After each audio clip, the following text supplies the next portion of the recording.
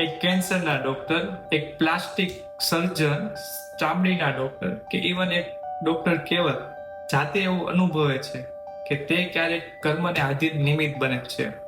તે ખાલી એનું નિષ્કામ કર્મ કરે છે. એની પાછળ રહેલું તત્વબળ, કોઈ એક શક્તિ, તમે ભગવાન કયો કે પછી આધુનિક સમય પ્રમાણે યુનિવર્સ કયો, કોઈ એવી એક દિવ્ય શક્તિ છે કે જે આ બધાને ચલાવે છે, એમનું રોજિંદુ કામ કરવા માટે ઇન્સ્પાયર કરે છે. શું કહેવું છે તમારું? તમે કયા પ્રોફેશનમાં છો?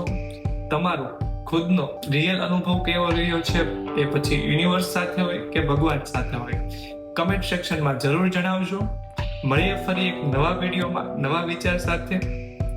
ડોક્ટર કેવલના આપ સૌને જય શ્રી કૃષ્ણ, નમસ્તે.